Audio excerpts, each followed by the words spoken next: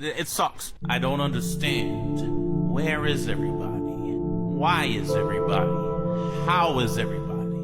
The world's first $80 game, and it has $0 worth of content. All you can do is drive alone in the vast, empty open world for all eternity until you finally perish. Hello everyone, this is Magbo Gaming here, and today we're gonna be touching on another topic related to Mario Kart World, why it feels so empty. Yep, I am back in Angry Guy's channel once again to give you this commentary. And before we get started, be sure to check out also Angry Guy at Wumbo. So remember that his priority is gonna be on Rumble, because here in YouTube it's become the censor station. It's become very censor heavy, and over there on Rumble there is more freedom of speech and you can actually talk whatever is in your mind. Also, do not let anyone else convince you that you will own nothing and be happy. With the Crypto Academy, you can learn which cryptos you should invest in and how you'll be able to own your digital assets. So yeah, check him out. Definitely worth a shot.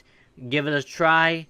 And yeah, let's get on to today's video. And today's video is Mario Kart World's open world feels empty. Is the Mario Kart World open world kind of boring? Yes. But is it fun to look at just aimlessly drive around because it's so pretty? Also yes. So why is it empty? I haven't experienced Mario Kart World, but from what I understood, I am seeing that there is not a lot to do in the open world besides driving around, hitting P-switch and stuff. There's no death, there's no stories, I guess. I mean, you're free to do whatever you want, but how long does this fun last? I think the main fun in Mario Kart in general is always the online multiplayer or playing with your friends and all that stuff locally or online. That is the main selling point of Mario Kart. So let's see what he got to say, and I'll add a little commentary here and there. So hopefully you guys will enjoy. What is up, everybody? It is the True Epic Gamer here, and this is it. This is Mario Kart World's big innovation. A massive open world. Something that we've never seen before in the Mario Kart franchise. Before launch, I was skeptical, but honestly, I was pretty hopeful. I figured at the very least, this would be the best single-player mode that we've ever had in Mario Kart history. But after loading into this open world for the very first time, it felt like the exact opposite of walking out of that cave in Breath of the Wild. This might be the most lifeless and pointless open world that I've ever stepped foot in. So basically, he's comparing the open world in Mario Kart World to The Legend of Zelda Breath of the Wild and Tears of the Kingdom, where a Zelda game that was made back in 2017, Breath of the Wild, had a lot more depth into it, had a lot more exploration incentives as well than this game that was made in 2025. Like, they had over 10 years to make this game, right? And something happened during development that they were going to make this for Switch 1 but didn't. If you compare the open world in Mario Kart World compared to like Xenoblade Chronicles 1, 2, 3 or The Legend of Zelda Breath of the Wild, I guess you could say that it feels a lot more empty in Mario Kart World and there's not a lot going on.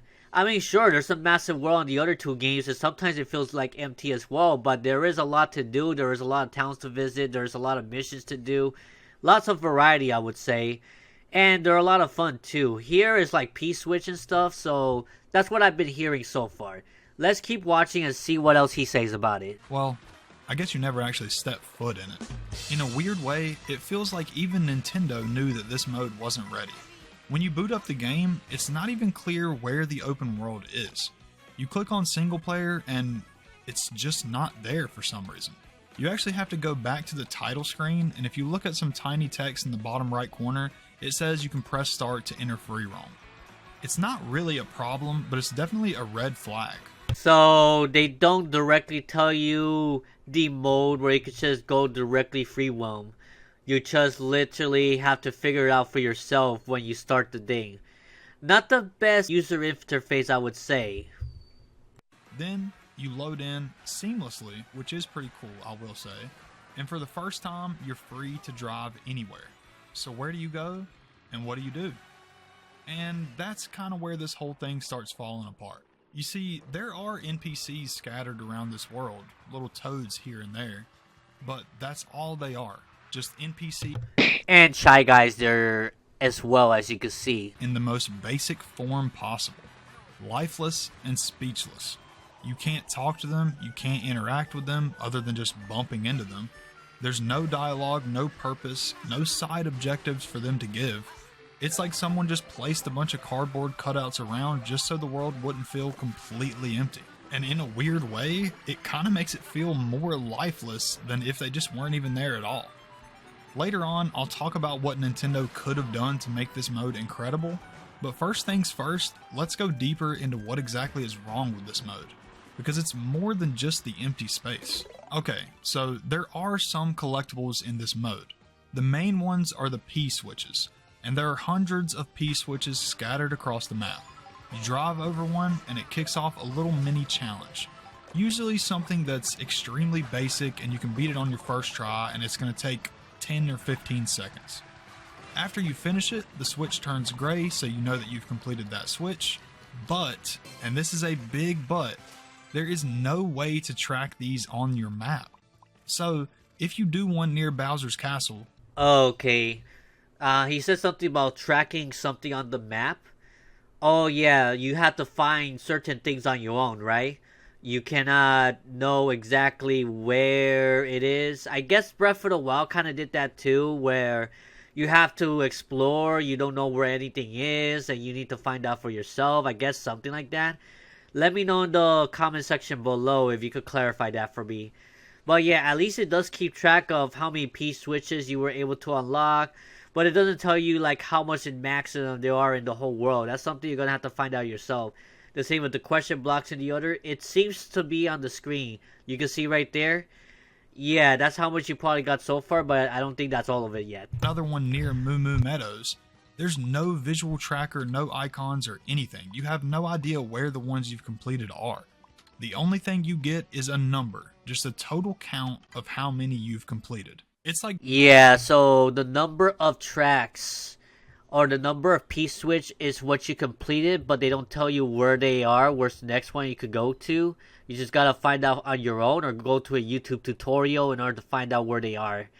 Because the game's sure not gonna tell you, it seems. Yeah, I'm not gonna enjoy this a lot, to be honest, if I do play. And I will probably get lost, and I will probably get motion sickness in this game. And yeah, I'm probably not going to enjoy this too much, just by the way I'm hearing things so far. Complete a scavenger hunt with a blindfold on. It feels just overall exhausting. And just wait until you hear what the reward is for doing these. Every time you complete a P-switch or grab a collectible, you get a sticker. That's right, just a sticker. You can slap it on your cart, but here's the funny part. You can only equip one sticker at a time. One puny little sticker on your cart. And there are no other unlockables in this mode. No carts, no characters, no hidden tracks, literally nothing else, just stickers. Oh, that really sucks. I mean, it was so much fun, like starting off with just a few characters, and then you just have to unlock the rest, giving you an incentive to play through the game so you can unlock all the characters. It used to be so much fun to like unlock characters and knowing what to do next, trying to work hard so you can get this character so you can play as them. So it's like in Super Smash Brothers and stuff like that. It's definitely not the same like it used to, but it kind of like gives you an incentive to explore all the options that this game has to offer. So if you're able to complete certain missions and stuff, you can unlock these characters. But all you do is unlock stickers? That's kind of boring, I'm not going to lie. Definitely not going to enjoy that as well. It looks like everything's unlocked for you already, which is good and all if you just want to play all those characters right away. But if you want the challenge, you want to really feel the award that, okay, you earned this character, you actually unlocked it. Instead of rather having all the characters at once or getting it as DLC later. You know, you have to pay to win and stuff like that. It's just kind of stupid these days. And yeah, it's like you don't own them. But you know what you could own? You could own crypto. You could own cryptocurrency, digital assets that you could actually have full control over when the companies like Nintendo does not want you to have full control on what you own on their Switch 2 and any games coming out afterwards, it's not the same, is it? Like, crypto has proven that you can own digital assets. I want to own my digital games as well. So yeah, let's take it away with Angry Guy real quick, and then we'll get back to the show. Hey guys, in a world pushing you to own nothing and be happy, crypto is your key to survival. Join Angry's Crypto Academy to master buying, selling, and trading crypto. Make huge profits and safeguard your wealth. Plus, discover the one crypto virtually no one is talking about, poised to create new millionaires in the upcoming bull run. The link is in the description of the video below.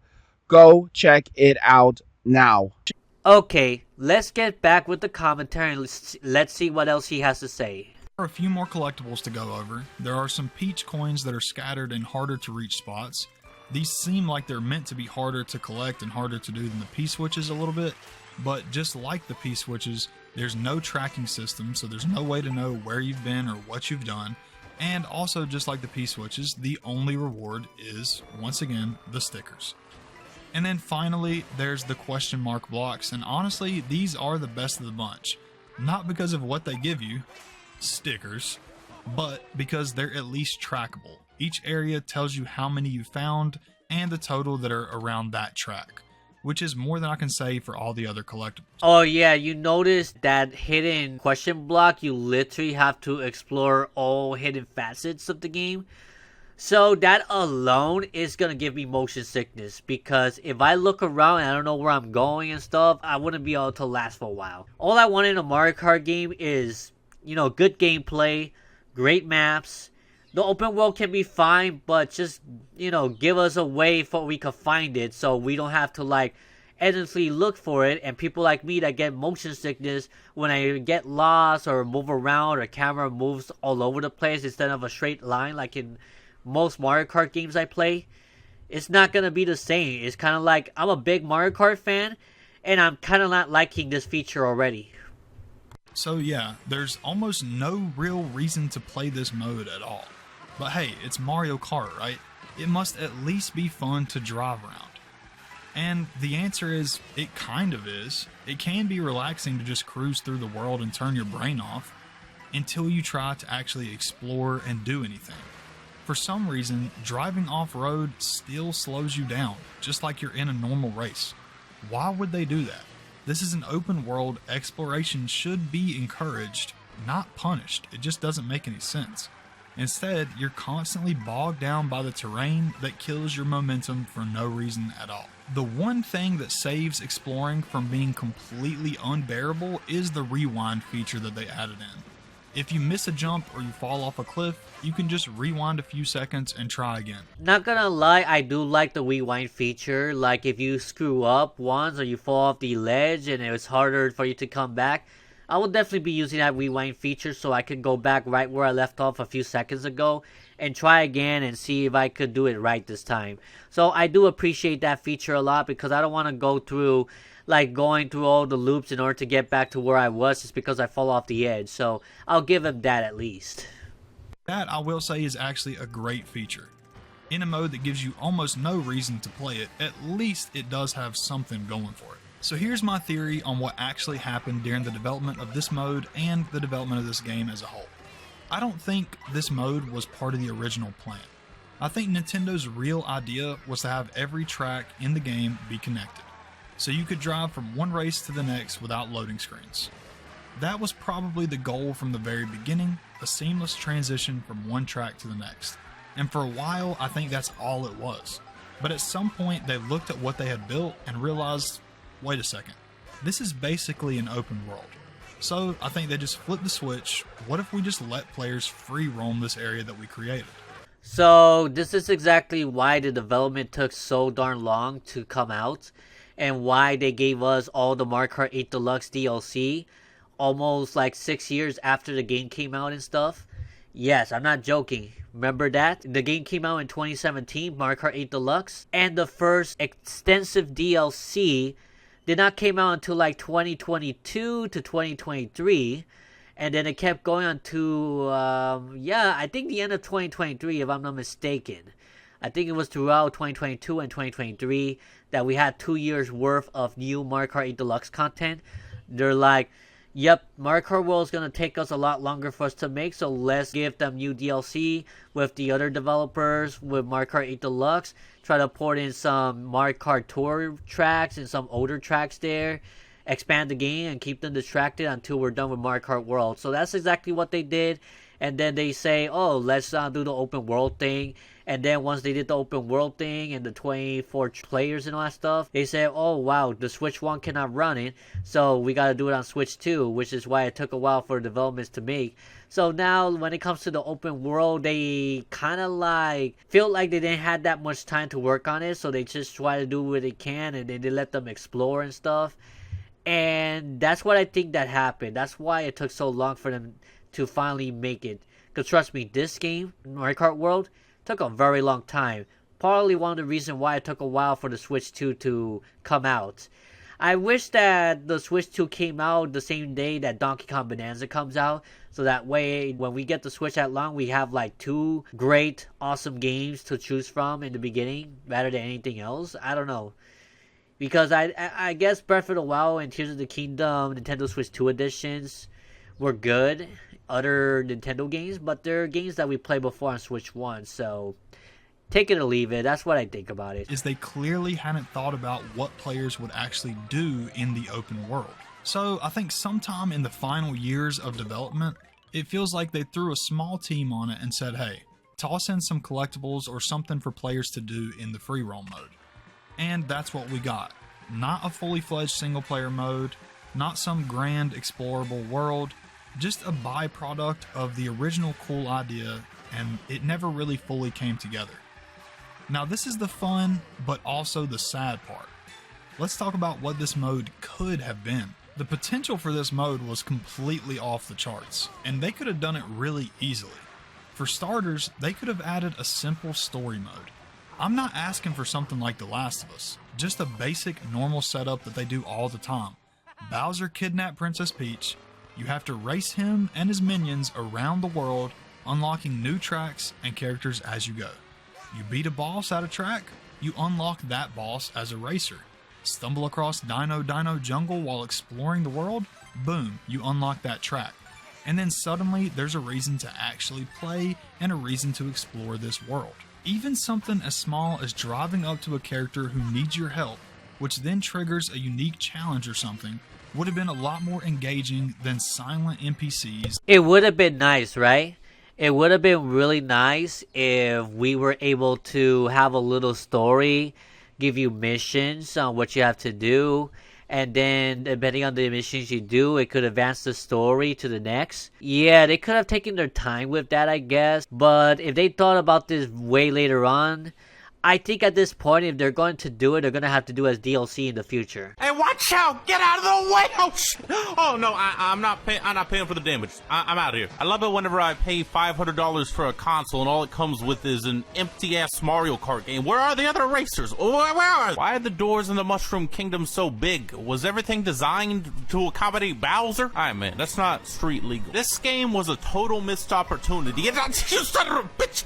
This game was a total missed opportunity. They should have made a Mario Kart 3D Mario hybrid, not this boring-ass open world. But guess what? You can turn your kart into a boat. You can't customize it. Basically, all you do in this game is eat potato chips, and then they turn you into a different version of Mario. Hold on, I see the potential. The game's finally good. It sucks. I don't understand. Where is everybody? Why is everybody? How is everybody? The world's first $80 game, and it has $0 worth of content. All you can do is drive alone in the vast, empty open world for all eternity until you finally perish. And I would say like a few years down the road, like, you know, we had to wait for Mario Kart 8 Deluxe and stuff like that. Yeah, several years down the road. Mario Kart 8 and 8 Deluxe had DLCs going on for years, man. And I'm glad that they put in a lot of new content for us to like be able to continue enjoying the same game that we purchased a long time. Add a little additional cost or Nintendo Switch Online membership and stuff like that. But yeah, it would have been nice to have a story, an engaging story, animations and stuff like the Subspace Emissary on Smash Brawl for the Wii. I miss those times, I'm not gonna lie. I really miss those times. Yeah, you get the idea. and P-switches scattered across the map. And that's not even touching on the bare minimum stuff that needs to be in here, like being able to track the collectibles that you've already done on the map. I don't know like how much more of a basic feature we could really be asking for. All in all, this mode feels like one of Nintendo's biggest missed opportunities in a long time. A mode with infinite potential, just tossed in at the last minute with no direction, no vision, and no reason to come back and play it. And don't forget, we waited a decade for this game. To be clear, Mario Kart World as a whole isn't a bad game. And if you're someone who loves this mode, I'm genuinely glad that you're enjoying it. I'm not here to change your mind. I just had to be honest about how I feel about this mode. I mean, if I'm not scavenger hunting or getting lost to try to find certain things, I will have more than enough fun. I will definitely love the fun to be able to explore the tracks, race one track to another. That's pretty cool. Like all a straight line. Sure, you could cut edges sometimes too. As long as I don't get motion sickness, we're good. Because I know that not a lot of people has those type of issues that I have. But when I get lost in a video game, especially in a 3D video game, mostly in a 3D video game, because when I get lost in a 2D game, I don't think I get motion sickness too much. But in a 3D environment one, and then there's like hidden stuff, you have to look all over the place, and then you get tired of looking. It does get tiring. Crazy. Anyways, yeah, so what you guys think of the video? Let me know in the comment section below. Hope this commentary actually helps educate you some of the issues that we're having with the open world aspect of Mario Kart World. Yeah, if I'm not playing multiplayer with friends, I would probably not play this game too much on my own, like for real. There's a lot of issues going on with Mario Kart World that I don't know about as well, but a lot of people have been reporting it. And a lot of people are so disappointed, like I said in recent videos from weeks ago. People are going back to Mario Kart 8 Deluxe for now because forced intermissions, bland open world, I guess, and some other stuff. Anyway, so before I go, be sure to check out Angry Guy's Rumble as well, where he uploads things with no censorship up there. Check out the Crypto Academy of Angry Guy, which he teaches you which crypto coins to invest in so you could make profits in the future. You know which one you could stack up and say, okay, this coin's the future. I'm going to buy some right now, and then in the future, my coin's going to be worth a lot more money. And stuff like that. You got to secure yourself because we're heading to our own digital future. We're heading to a world where you will own nothing and be happy. With cryptocurrency, you'll be able to own digital assets that you have complete control. Nobody else can take it away from you because it's not a centralization like a lot of these companies have. It's not centralized. It's decentralized. There's a lot of computers running it, and as long as there's computers out there in the world running it, you can't take out anything decentralized. And if you're the only one owning it, you're the only one with access to certain keys, it's all yours. You're the one responsible for it. And yes, check out Magbo Gaming as well, my YouTube channel below, where you could check some of the game videos that I actually show off. I game hunt as well. I show off my video game collection. I discuss gaming issues as well and other gaming topics that I have big passion about, and I want these gaming companies to do better. So that's why sometimes I make these type of videos as well on my channel. So feel free to check it out. And yeah, and I'll see you all in the next one. Magbo out and peace. Bye bye.